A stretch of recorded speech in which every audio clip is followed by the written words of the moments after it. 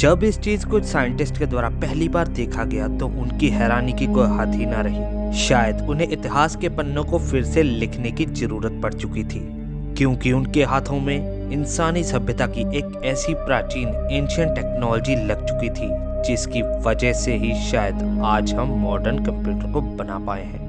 इससे पहले कि मैं इस वीडियो को शुरू करूं, आप इस चैनल को सब्सक्राइब और वीडियो को लाइक जरूर कीजिएगा और मेरे साथ एंड तक इस वीडियो पर जरूर बने रहिएगा, क्योंकि ये वीडियो काफी ज्यादा इंटरेस्टिंग होने वाली है। आज से 120 साल पहले स्पॉन्ज डाइवर्स ने ग्रीस के एक छोटे से द्वीप पर तबाह हो चुके जहाज की खोज की।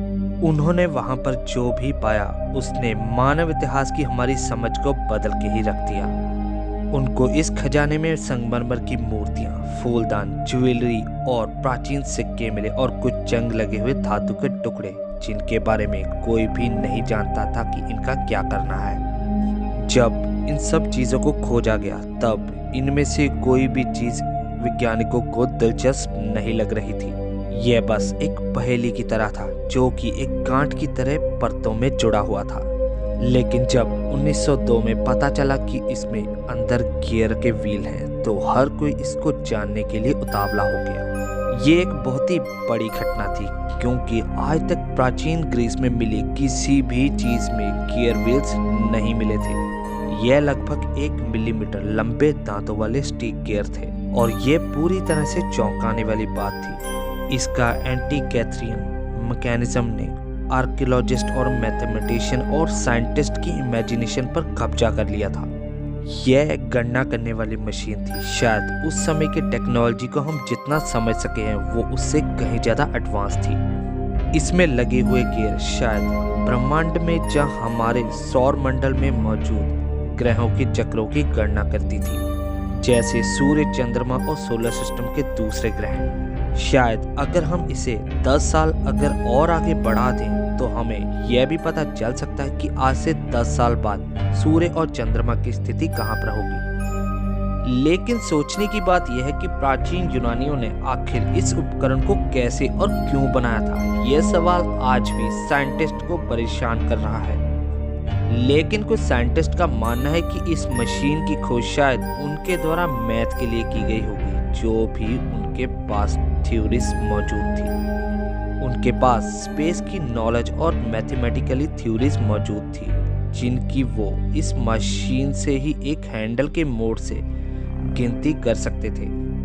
इससे वो यह भी देख सकते थे कि आज से 5 साल बाद चंद्रमा और सूर्य ग्रहण कब होगा। वो इसका हैंडल घुमाकर तुरंत पता कर सकते थे। यह हमारे भौतिक और भौगोलिक इतिहास में एक बड़ा कदम था।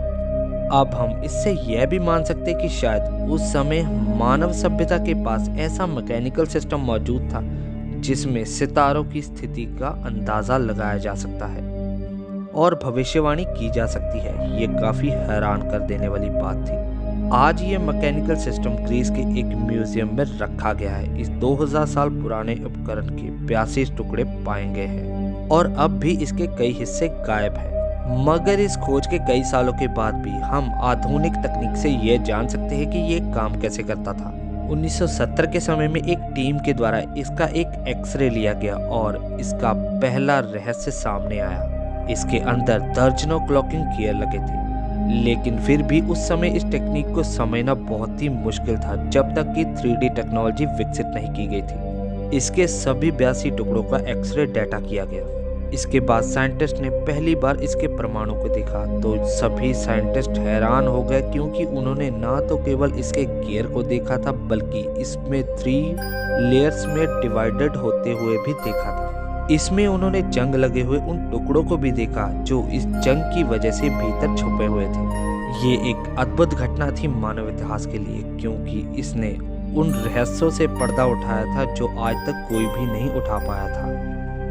इसमें हमें ग्रीक भाषा में मिली पंक्तियां भी मिली। इन शिलालेखों में ही हमें यह पता चलता है कि हम जितना प्राचीन सभ्यता की टेक्नोलॉजी को मामलों में हम कम मानते हैं, वो उतना ही ज़्यादा रहस्यों से भरी पड़ी है और वो हमारी सोच से कहीं ज़्यादा आगे की सोच रखते थे। साइंटिस्ट का मानना है कि अगर प्राचीन यूनान के विद्वान इस टेक्नोलॉजी की क्षमताओं को समझते तो वो उस समय के 300 या 400 सालों के भीतर ही चंद्रमा पर पहुंच गए होते और आज हम अपने सौर मंडल के सबसे नज़दीकी तारों की खोज कर रहे होते। और अब एक साइंटिस्ट की टीम इस टेक्निक का यूज करके इसका एक भौतिक मॉडल तैयार करने में लगी हुई है, जिससे कि हम हूबहू उसी तरीके का मॉडल तैयार कर पाएं।